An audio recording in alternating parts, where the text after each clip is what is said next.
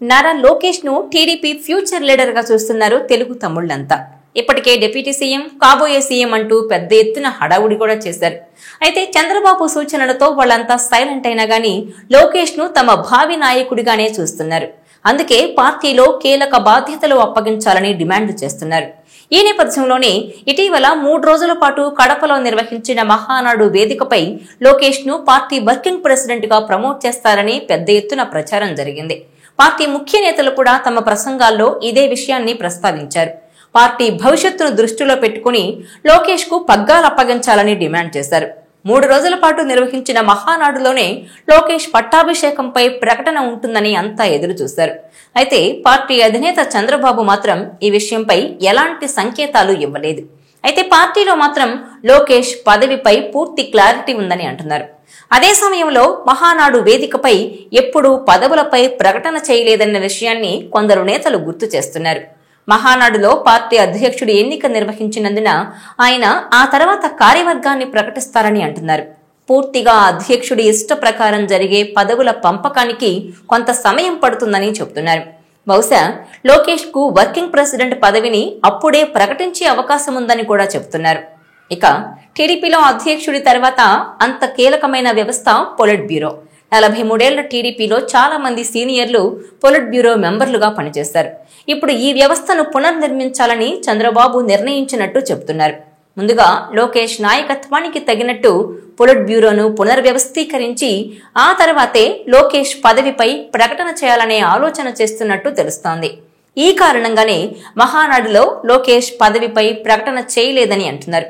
కేవలం మహానాడులో లోకేష్ ఒక్కరికే పదోన్నతి కల్పిస్తే తప్పుడు సంకేతాలు వెళతాయని భావించే చంద్రబాబు వెనక్కు తగ్గి ఉండవచ్చన్న భావన వ్యక్తమవుతోంది. లోకేష్ కు వర్కింగ్ ప్రెసిడెంట్ ఇవ్వడం చిటికలో పని. ఎవ్వరూ కూడా అభ్యంతరం చెప్పే పనే లేదు. ఎందుకంటే ఇప్పటికే లోకేష్ పార్టీలో కీలక నేతగా ఎస్టాబ్లిష్ అయ్యారు. మంత్రిగా తన శాఖను సమర్థవంతంగా నిర్వహిస్తున్నారు. కీలకమైన విద్యాశాఖలో ఆయన తనదైన ముద్ర వేయడానికి ప్రయత్నిస్తున్నారు. యువగళం పాదయాత్రతో పార్టీని మరోసారి అధికారంలోకి తేవడంలోనూ లోకేష్ పాత్రను కాదనలేం. అయితే ఇదే సమయంలో లోకేష్ ఒక్కరికే ప్రమోషన్ కల్పిస్తే బాగుండదని భావించే చంద్రబాబు వెనక్కు తగ్గినట్టు పార్టీ వర్గాల ద్వారా అందుతున్న సమాచారం. ఈ మేరకు ముందుగా లోకేష్ టీంను రెడీ చేసి తర్వాత ఆయన్ను వర్కింగ్ ప్రెసిడెంట్ గా చేయాలన్న ఆలోచనలో చంద్రబాబు ఉన్నట్టు కనిపిస్తోందని చెబుతున్నారు. అందుకే కేంద్ర మంత్రి కింజారపు రామ్మోహన్ నాయుడుకు ముందుగా ప్రమోషన్ ఇవ్వాలని ఆయనకు పార్టీలో కీలకమైన బాధ్యతలను అప్పగించి తర్వాత లోకేష్ కు వర్కింగ్ ప్రెసిడెంట్ పదవిచ్చేందుకు రంగం సిద్ధం చేస్తున్నారట. పొలిట్ బ్యూరోలో కూడా సమూలమైన మార్పులు చేపట్టడంలో భాగంగా రామ్మోహన్ నాయుడును పొలిట్ బ్యూరోలోకి తీసుకునే అవకాశం ఉందని పార్టీ వర్గాల ద్వారా అందుతున్న సమాచారం. అందుకే లోకేష్ కు వర్కింగ్ ప్రెసిడెంట్ పదవిచ్చేదానికంటే ముందే రామ్మోహన్ నాయుడుకు ప్రమోషన్ కల్పించాలని చంద్రబాబు భావిస్తున్నారని తెలుస్తోంది. పొలిట్ బ్యూరోలోకి తీసుకోవడమే కాకుండా పార్టీలో కూడా కీలకమైన పదవిస్తారంటున్నారు. మహానాడు 3 రోజుల ఏర్పాట్లను కూడా కేంద్ర మంత్రి కింజారపు రామ్మోహన్ నాయుడు దగ్గరుండి పర్యవేక్షించడం, ఆయనకే ఈ బాధ్యతలను అప్పగించడం, మహానాడు సూపర్ సక్సెస్ కావడంతో ఇక నాయుడు గారి అబ్బాయికి పదోన్నతి గ్యారంటీ అని అంటున్నారు. గత ఎన్నికలకు ముందే రామ్మోహన్ నాయుడును అసెంబ్లీకి పోటీ చేయించాలనుకున్న అచ్చెన్నాయుడు రూపంలో కొంత అడ్డంకి ఏర్పడిందని చెబుతున్నారు. అయితే ఈసారి రామ్మోహన్ నాయుడును శాసనసభకు పోటీ చేయించి లోకేష్ కు చేదోడు వాదోడుగా ఉండేలా చూడాలని కూడా చంద్రబాబు డిసైడ్ అయినట్టు పార్టీలో పెద్ద ఎత్తున ప్రచారం జరుగుతోంది. అందుకు తగినట్లుగా కేంద్ర మంత్రి కింజారపు రామ్మోహన్ నాయుడుకు చంద్రబాబు ఇస్తున్న ప్రయారిటీ కూడా అలాగే కనపడుతోందని చెబుతున్నారు. ఇదిలా ఉంటే టీడీపీని గత 3 దశాబ్దాలుగా ఒంటి చేత్తో నడిపిస్తున్న చంద్రబాబు ఈసారి పార్టీ బాధ్యతలను చాలా వరకు కుమారుడు లోకేష్ భుజాన పెట్టనున్నారు. ఆయన్ను వర్కింగ్ ప్రెసిడెంట్ గా చేస్తారన్న చర్చ అయితే సాగుతోంది. లోకేష్ కి కీలక పదవి ఇవ్వాలని కూడా మహానాడులో సీనియర్ల నుంచి జూనియర్ల వరకు ఒకే డిమాండ్ గా వినిపించింది. నిజానికి ఈ పదవి లోకేష్ కి ఇస్తారని చాలా కాలంగా అనుకుంటున్నారు. ఈ పదవి కనుక లోకేష్ కి అప్పగిస్తే చంద్రబాబు పూర్తి స్థాయిలో ప్రభుత్వ కార్యక్రమాల మీద నిమగ్నమవుతారని, ఆయన పూర్తిగా ప్రభుత్వం మీద ఫోకస్ పెడతారని అంటున్నారు. ఇక చంద్రబాబు మరోసారి టీడీపీ జాతీయ అధ్యక్షుడిగా నెగ్గారు. దాంతో ఆయన ఇప్పుడు టీడీపీలో కీలక పదవులు మార్పులు కూర్పుల మీద దృష్టి పెట్టారని అంటున్నారు. చాలా మంది అనుకున్నట్టుగా నారా లోకేష్ కి వర్కింగ్ ప్రెసిడెంట్ పదవిచ్చి అక్కడి నుంచి శ్రీకారం చుట్టకుండా కొత్త ఎత్తుల్లో బాబు ఉన్నారని అంటున్నారు.